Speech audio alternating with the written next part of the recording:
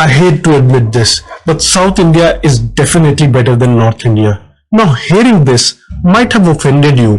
Maybe you're about to type in the comments that culture matters, history matters, or that Bollywood is in the north, and you're not wrong. But if we put emotions aside and look at only the data, specifically look at the GDP, then you cannot ignore this map. Look at this map. This is India's latest district-wise GDP per capita map.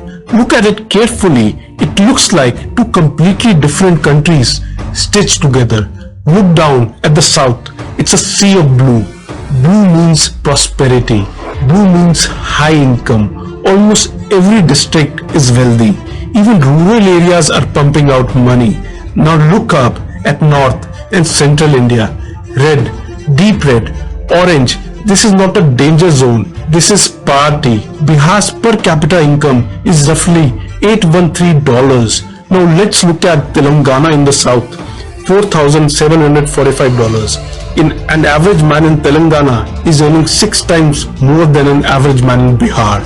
If we remove Sikkim and Goa because they are outliers, then the average South Indian state is roughly 300% to 400% richer than the average northern Hindi belt state.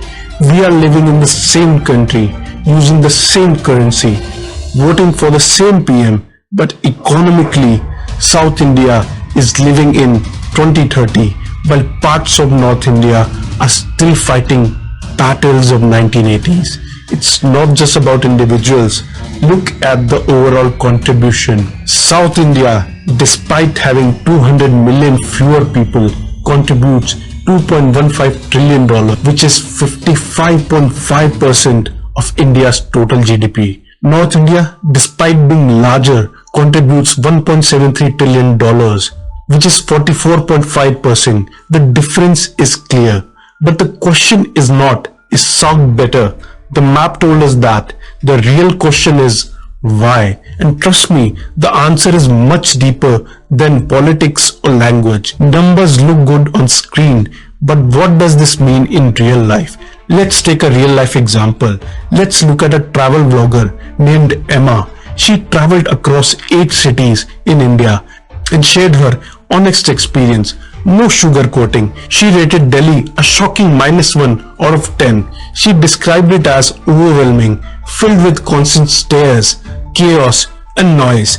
She explicitly said she would not want to live alone there. She even gave Agra a low 3 out of 10, noting that despite the beautiful Taj Mahal, the constant scams and horns made it stressful.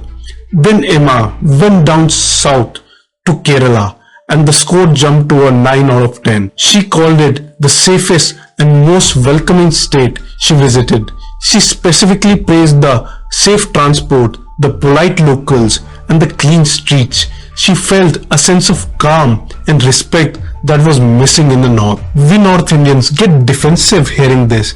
We say, hey, look at Delhi's food, look at the history. But Emma doesn't care about history. She cares about quality of life, and that is our hook.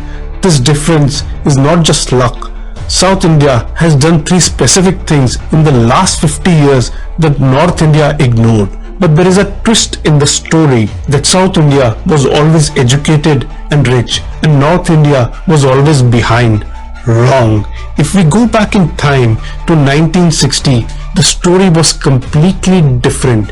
The industrial output of West Bengal and Maharashtra was almost the same. Kanpur was called the Manchester of the East because of its massive textile mills. The gap between Tamil Nadu and UP was there, but it was negligible compared to today. So what happened in the last 60 to 70 years? That one part of India became a rocket and the other part became an anchor. There are 3 big causes behind this, and the first cause was a government policy that school books don't talk about, but it broke the backbone of Eastern India. 1950s, India had just become independent. The Nehru government wanted to build factories across the country. The problem was that all the resources, coal, iron ore, steel, were only in one region, the East. Bihar, Bengal, Odisha. Normally, the rule of economy says build the factory where the raw material is cheap, meaning Tata and Birla should have built their factories in Bihar and Bengal to save transport costs. But the government introduced the freight equalization policy. The government said we will subsidize the transport cost. This means if you are a factory owner, you will get coal at the same price whether you build the factory next to the coal mine in Ranchi or 1500 kilometers away in Mumbai or Chennai. This one decision destroyed market dynamics. If raw material is available at the same price everywhere, why would anyone build a factory in Bihar where there is no port? Investors said, let's move to the coast. Result, North and East India became just raw material colonies. Resources were extracted from there and sent to the south, west to be processed. Value addition, where the real money is made, all happened in the south and west. Bihar got the pollution of mining. Maharashtra got the profit of industry. This policy lasted for 40 years. By the time it was removed in the early 90s, it was too late. The damage was already done. But just the lack of factory is not the only reason for poverty. The real difference came in the people, in the mindset. Let's look at K. Kamaraj. He was the CM of Tamil Nadu in the 1950s. He made a simple observation. Kids don't come to school because they're poor and they have to work in the fields to earn food. So he started midday meal scheme. Come to school, get free food. This sounds like a small thing, but it had butterfly effect. It was massive.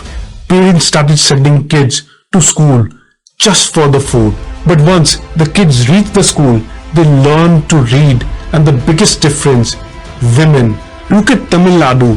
The highest number of working women in India work in factories there, whether it is automobile, manufacturing or electronics.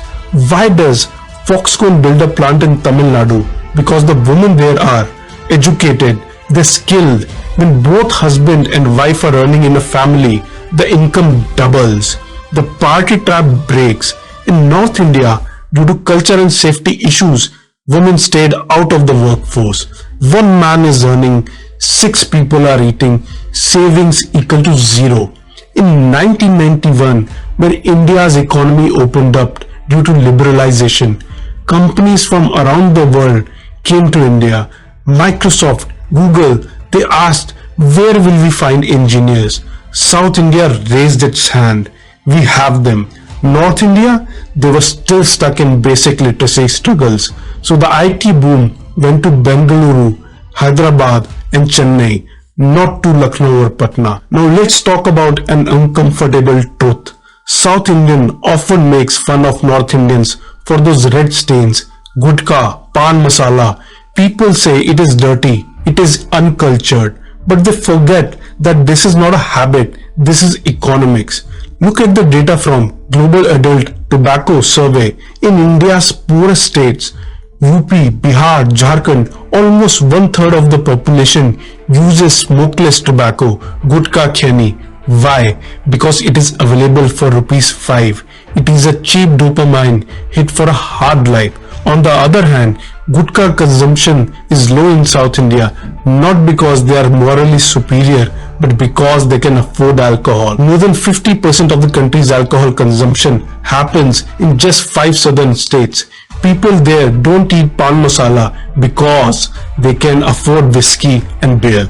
So the next time you see that red stain at Kanpur railway station, don't just see it as filth. Understand it is a symptom of poverty. Now let's come to the issue that politicians are afraid to talk about, that is population. Have you ever thought why South's per capita income looks so high in map? Simple math, GDP per capita equal to total income divided by total population. If your denominator population is small, the results will be big. In 1970s, leaders in South India took family planning as a mission. They educated the people. The result is there. Today, Kerala and Tamil Nadu's fertility rate is 1.6 to 1.7. This means the population there is about shrinking. They have reached European levels, and North Bihar's total fertility rate was close to 3.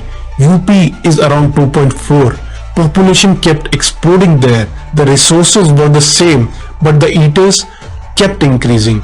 That's why even if UP grows its economy fast, a common man does not feel rich because the growth is eaten up by the new babies born every year. So now if you ask, what is the problem? If South is rich, that's a good thing, right? The problem is that if in one house, one brother is a billionaire and the other brother is starving, then there cannot be peace in the house.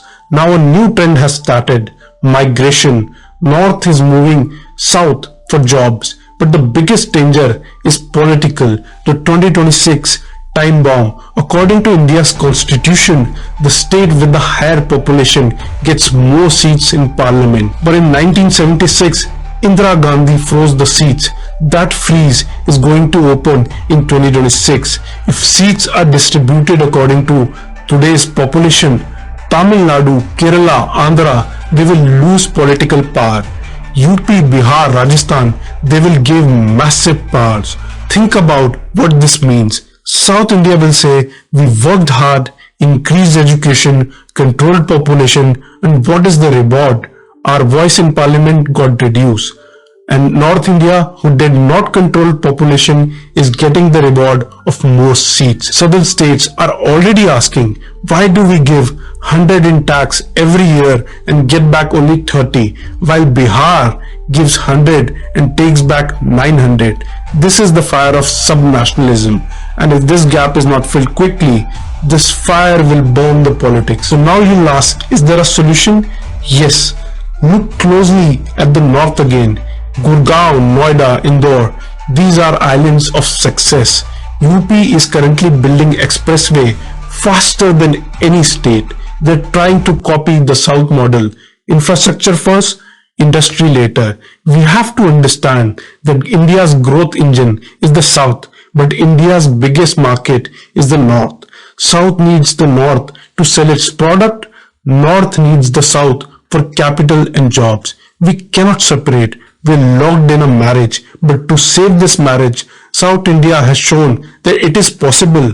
Now it is North's turn to prove that demographic is not destiny. Until then, these two maps will remain India's biggest reality check. Welcome to our YouTube channel. Don't forget to like, subscribe and share the videos.